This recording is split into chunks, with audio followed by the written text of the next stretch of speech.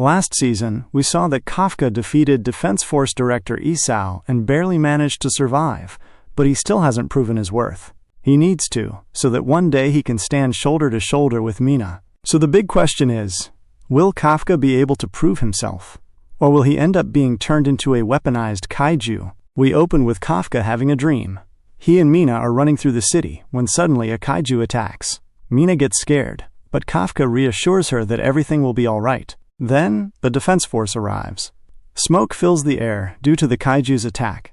In the fog, Mina disappears. Kafka realizes he's suddenly surrounded by Defense Force soldiers, and to his shock, Mina is calling him Kaiju number 8. The dream quickly turns into a nightmare. Just as the Defense Force prepares to attack, Kafka loses control and transforms into a massive kaiju, unleashing destruction across the city. Kafka jolts awake. He's still at Defense Force headquarters. Meanwhile, we see the 3rd Division base completely destroyed by Kaiju No 10's attack. Renovation work is underway. Mina visits the ruins, and Shoshiro arrives to meet her. I got confirmation. Kafka's life has been spared. It's already been 5 days since that decision, but HQ is still holding him, and no one knows what's going to happen next. Thanks for telling me, Mina says. This whole place, it's going to take a long time to fix. That idiot really wrecked everything. We then cut to all the rookies from Mina's unit being reassigned to new units. You were right. They'll all be reporting to their new posts very soon. Then we see Ichikawa and Furuhashi. They've both been placed in the same unit. Ichikawa still seems really worried about Kafka. Trying to lighten the mood, Furuhashi stops to take some silly photos. He still hasn't read my message, Ichikawa mutters. I have no idea what's going to happen to that old man. And after everything that happened, there's no way he can just return as a regular Defense Force member. Suddenly, Ichikawa chuckles, remembering something Kafka once said. Furuhashi asks him about it. When Kafka first transformed into a kaiju, he looked at me and said, "So, what now? Can a kaiju even join the Defense Force?" Furuhashi laughs.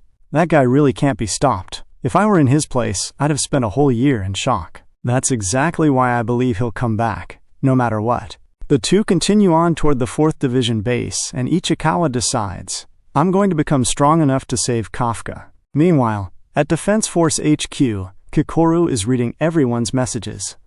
Quietly, she tells herself, I need to become strong too. Strong enough to stop Kafka if he ever loses control again. Suddenly, there's a knock on the door. It's Vice Captain Iji of the 1st Division.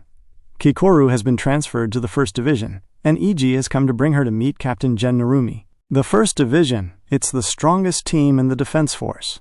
Even when I was in America, the 1st Division was famous. That means this is the perfect place to sharpen my skills. I'll learn everything I can from the best of the best. But when they arrive, Kikoru sees Gen completely engrossed in a video game. She's confused, and Aiji, clearly annoyed, kicks Gen's gaming setup apart. I told you she was coming at 2 p.m. You should have cleaned your room. You told me, but it's not like I have to listen to you, Gen says, still laid back. Aiji kicks him again. You're just lazy. That's why you didn't clean anything. Gen snaps back. It's my room. I'll clean it how I like. You're the one obsessed with cleanliness.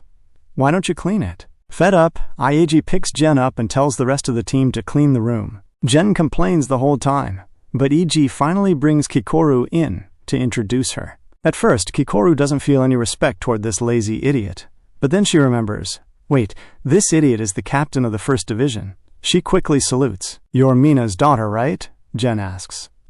Anyway, skip the formalities. As captain, I only need one thing from you. What is it? Kikoru asks. Before he can answer, a kaiju alert sounds. Gen immediately orders everyone to get ready and tells Kikoru to come with them so she can watch and learn. We flash back to 15 minutes earlier. Out in the ocean, civilians spot a kaiju emerging from the water. The Defense Force is notified, and the 1st Division is deployed.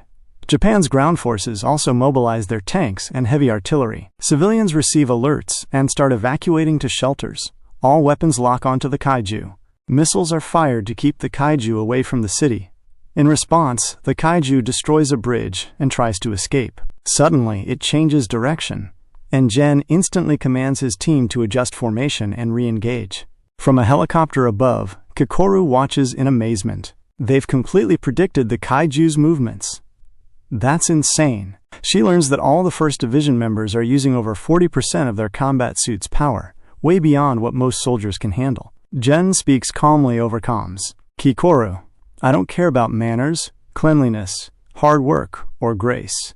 I only want one thing from you. Show me your unstoppable power. With that, Gen jumps from the helicopter, drives his weapon into the Kaiju's body, and fires from within, destroying its core and killing it instantly. Kikoru is left stunned and excited after witnessing it. Later, Gen watches the news about today's mission, only to see that Mina's photo is front and center, trending online. He's annoyed, and Kikoru teases him. I can't believe Japan's strongest man is busy Googling himself. Gen ignores her, pretending not to hear. He's avoiding a meeting with Isao and Iaji, but Iaji kicks the door in again. Let's go. We've got a meeting. What's so important anyway? It's about Kaiju number 8. Meanwhile, Kafka is working out, trying to figure out how to prove his worth to Director Isao. A team arrives to escort him, and they bring him to the director's office. Kafka is shocked to see Captain Gen Narumi is also there. Isao speaks. Kafka, I'm transferring you to the 1st Division. That means the strongest Kaiju and the strongest anti-Kaiju force will now work together to create the most powerful team, capable of facing any threat. In your next mission, prove your worth, so the others will accept you. But if you fail, there will be no place for you in the defense force. I don't like this idea, Gen says coldly. I'm strong enough on my own. I don't need help. He turns to leave, but Isao stops him. Kaiju number 9 can take human form. Kaiju number 10 deliberately attacked the defense force. They're evolving, and if we don't evolve too, they'll crush us. If we keep thinking we can handle everything on our own, we're going to lose. That's why we need to change too, General. Gen scowls.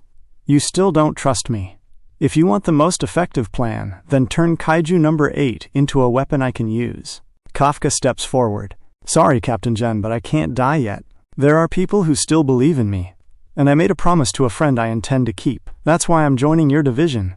Gen replies coldly. I don't care about your feelings or your situation. Just show me results, and if you lose control again, I'll kill you myself and make a suit out of your skin. Elsewhere, Shoshiro updates Mina about Kafka and the rookies, and she takes him out for training. Meanwhile, Kikoru sees her mother again and begins her new journey. At the end, we see Director Isao walking into a secret lab where Kaiju experiments are being conducted. Then suddenly, the city shakes. A massive earthquake hits, and a deep crater opens in the heart of the city, bringing chaos and destruction.